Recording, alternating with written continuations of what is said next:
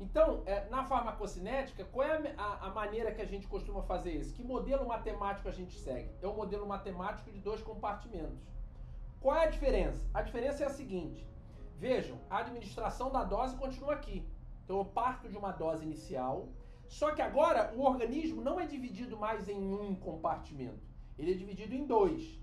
Quais seriam esses 2? O compartimento central é o sangue, é a vasculatura, e os tecidos, órgãos mais bem perfundidos. Por exemplo, cérebro, pulmão, rim, coração, fígado. Tá? Então esse é o compartimento central.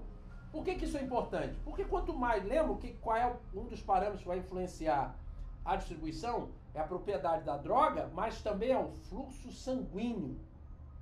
Fluxo sanguíneo daquele tecido. Quanto maior o fluxo sanguíneo, a irrigação daquele tecido, e as propriedades da droga favorecerem, mais rapidamente aquela substância chega naquele tecido. Então, isso é o compartimento central, ou volume central. Só que aqui a gente tem 2. Então, um é o compartimento central, o outro qual é? O outro é o volume periférico, ou compartimento periférico. O que seria? São os tecidos com menor perfusão. Tecido adiposo, por exemplo. Tá? Músculo esquelético, pele. Então, vão receber, por eles terem menor perfusão, eles recebem mais lentamente aquela substância, aquele princípio ativo que foi administrado. Tá certo? E a partir do volume central, uma vez que a substância se mantenha no volume central, ou seja, no sangue e também em órgãos muito perfundidos, mais rapidamente ela vai ser eliminada. Se ela ficar muito no sangue, ela vai ser eliminada mais rapidamente. Então, se ela tem um baixo volume de distribuição, mais rapidamente ela é eliminada. Essa distribuição, observa, é ida e volta. O sangue vai levar tanto para os tecidos periféricos quanto para o compartimento central, para os órgãos bem que recebem um aporte maior de sangue. Entenderam isso? E isso é o mecanismo. O sangue leva para lá e de lá vem para o sangue de novo. Lembre-se, compartimento central é o sangue e os tecidos mais bem perfundidos do organismo. Compartimento periférico são os tecidos que têm menor aporte de irrigação sanguínea, tá certo? E aí o gráfico é igual àquele outro, quer dizer, o gráfico continua sendo concentração plasmática pelo tempo, uma administração intravenosa em bolo, concentração inicial plasmática, só que ele muda, tá vendo? Ele muda, tem uma quebra no gráfico. O que é essa quebra? E de novo, chamo atenção para vocês, atenção e tentem entender, não decorem.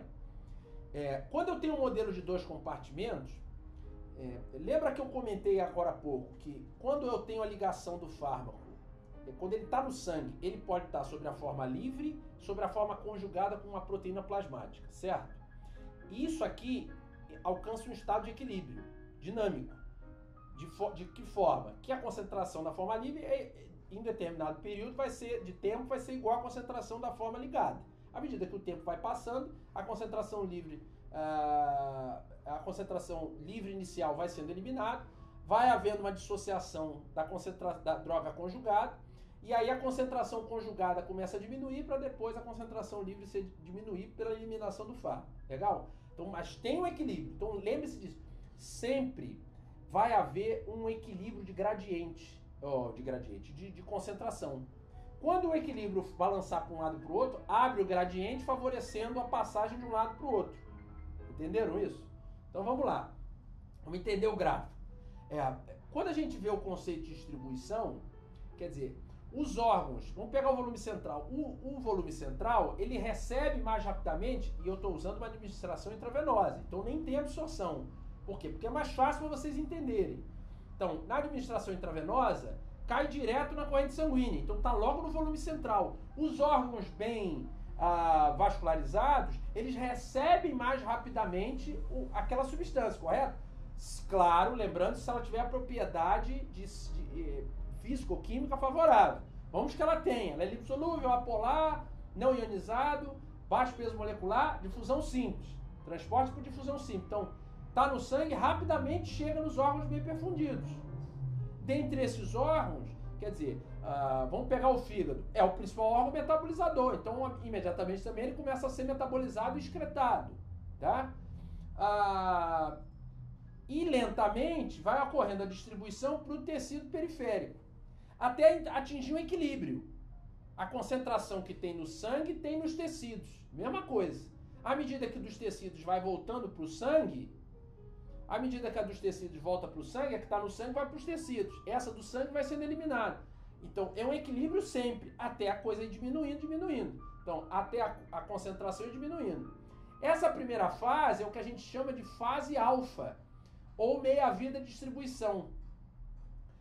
O que em essência é a fase alfa? É o tempo que leva para que haja a distribuição e atinja esse pseudo-equilíbrio inicial.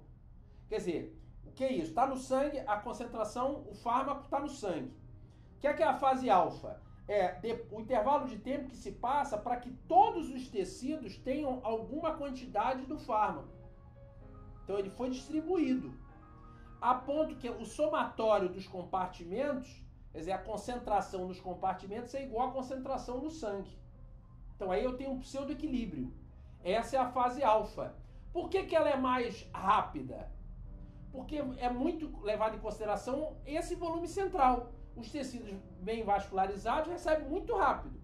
Demora mais um pouquinho porque os tecidos periféricos vão recebendo mais lentamente. Então, ao fim da fase alfa, eu tenho um pseudo-equilíbrio de distribuição. Então, o que tem no sangue tem nos tecidos. A partir do fim da fase alfa, quando acaba a distribuição, isso aqui é didático, pelo amor de Deus. Há uma dinâmica nesse processo, ele acontece o tempo todo. Didaticamente, a gente explica assim para facilitar. Então, ao fim da distribuição, a gente começa uma fase mais lenta, que é a fase beta, que é a fase de eliminação.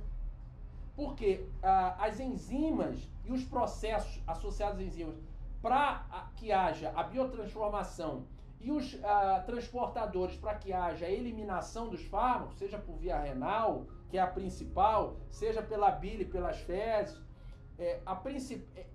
essa velocidade de eliminação ela é mais lenta. A meia-vida de eliminação é mais lenta do que a meia-vida de distribuição. Mas o que é interessante no todo? Que somando o processo de distribuição, quer dizer, absorção, quando acontece, não é o caso aqui, distribuição, a biotransformação e a excreção, esses processos todos, depois de um determinado período de tempo, vão estabelecer um equilíbrio químico, dinâmico, entre a concentração do compartimento do sangue com os tecidos.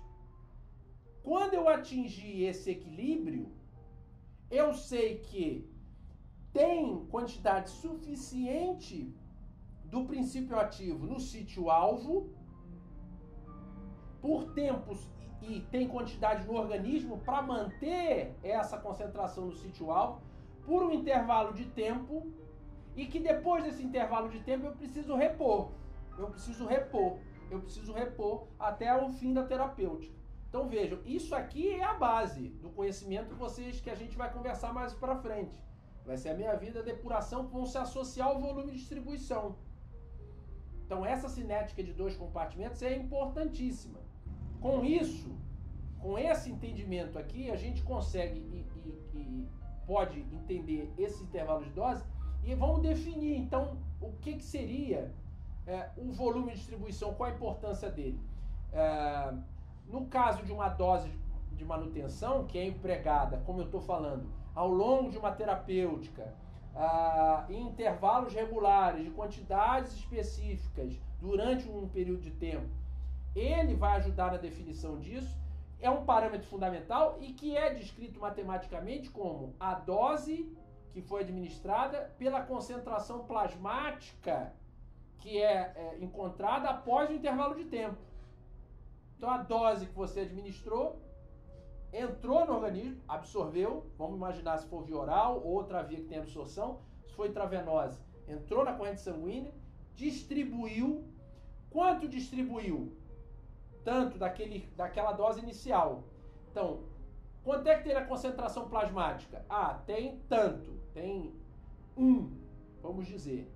Quanto é que qual foi a dose que eu usei?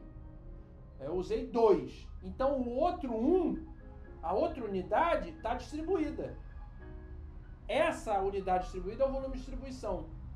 Então, de novo, é um volume fictício, matemático. Quando o volume é pequeno, a captação pelos tecidos é limitada. Então ele fica muito no sangue. Quando o volume é grande, quer dizer, por exemplo, diazepam, como eu falei para vocês, 140, tá? A cloroquina, o antimalárico, 15 mil litros.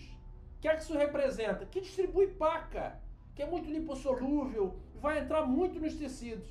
Então fica pouco no sangue, tá? E permanece mais tempo no organismo. Então indica uma ampla distribuição para os tecidos. Então quanto menor o volume de distribuição, mais presente ele está no sangue, mais rapidamente ele chega aos órgãos metabolizadores, mais rapidamente ele é metabolizado e menos ele fica no organismo, menos tempo para efeito.